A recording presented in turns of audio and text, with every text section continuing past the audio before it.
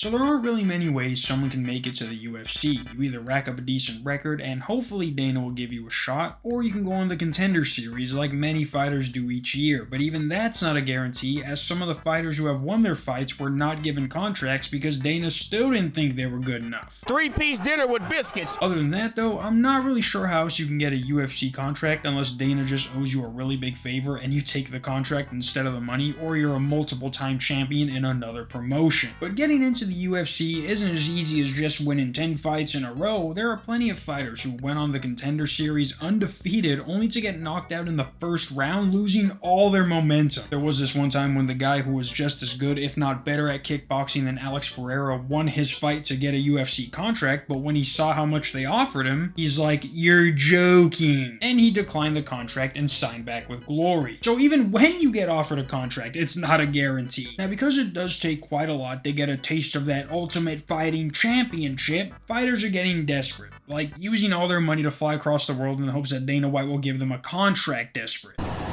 So back to my hotel now.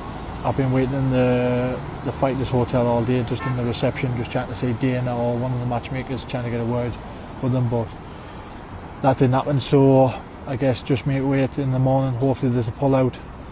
If there's not a pull out, get to the Q&A at the weigh-in show, and then get on the mic and call for my shot at the end of there. Hopefully I can get a contract with the UFC, because I've actually spent the next 3 months rent on this trip, so if I ever get a contract or be homeless. Now, for those who don't know who this is, his name is Justin Burlinson, and he's not just some random guy who thought he could fly to Qatar and get signed to the UFC. He is the current Cage Warriors welterweight champion, having won the belt this past April with a record of 10-2. So depending on how you look at it, some would say that he deserves a contract. I'm not sure how tough his other opponents were, but regardless, being a champion doesn't hurt your resume. However, just because you won the belt doesn't mean you're UFC ready. We have seen plenty of times where champions come over from other promotions and get dominated. Kaya Sakura was somebody people thought would dominate in the UFC, only for him to go 0-2 in his first 2 fights, and now he's moving into a different weight class. So for people who are like, yeah, give him a chance, like I mentioned, he was one of the people who went on the Contender Series and got knocked out in the first round. So yeah, he's a champion, but he can't even win against someone else who was on the same level as him. But not even that, he was supposed to fight again on the Contender Series, but the fight had to be canceled because of visa issues. There are fighters who can't even leave the country they're in to fight, so if you can't even voluntarily leave the one you're in, that's another problem. Regardless, you kind of understood what he said. He spent 3 months rent flying to Qatar without his team in the hopes that someone would pull out of this upcoming fight and that he would be their replacement. And as you saw, he even made weight, but we've seen plenty of times that unless you break something, a fighter will do anything they can to not pull out of a fight. So who knows, someone might not have been 100%, but they would rather lose and get that paycheck than have to wait 3 months for another fight. And if you understood him in his video, he said that if all else fails, which it did, his next plan is to go to the UFC press conference and essentially beg Dana White for a contract. Who wasn't even there, by the way. Justin Burlinson, what is your question, or what do you have to say, sir?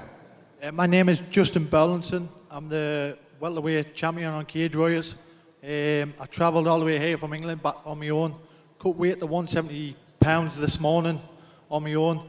My question is just for Dana White, if he's watching, please give me a contract. Sign me up, Dana, please. Now, I don't even have to show you their response because they ask another fighter their opinion on what he said. He doesn't talk shit, but like, I don't see why he would spend that much money going to an event Dana White isn't even at, when in literally just 2 weeks there's going to be an event in Vegas where Dana White is definitely going to be. I know logistically it makes sense for him to fly to Qatar, but then you look at the ticket prices and you're like, is he living in a fucking box like Squidward? Because he said he spent 3 months rent going out there. And I looked it up, and it's not that much more to fly to Vegas than it is to Qatar from England, especially when your choices are either get a contract or go homeless. Like, if those are your only 2 options, then spend the extra money and actually go to an event where Dana White is, and not just hope that he happens to see this viral moment that is already being overshadowed by the fights that are going on. Now, I also noticed that apparently $500 a month is not unusual in England. Google calls that an average social renter, whatever the fuck that means. But if that was him, and that's like the lowest tier here, he spent about $1,500 getting to Qatar. And I'm only going to assume because there's no Motel 6 in Qatar, so we had to for sure cash out on a room that he wasn't even going to spend his time in. But like, I guess going viral helped him out a little bit, but the biggest part about this that made no sense to me was that Dana White wasn't there. Like, I saw people being like, oh, Dana White loves this, he's gonna give this guy a contract. With the way Dana talks about fighter pay, you think he's gonna sign someone at random? The guy who beat him on the Contender Series went 1-3 in the UFC. If you can't even beat a guy who can't even win in the UFC, why would you even think you deserve a chance? Now, I'm not a fighter and he'll for sure rip me to shreds, but the numbers don't lie.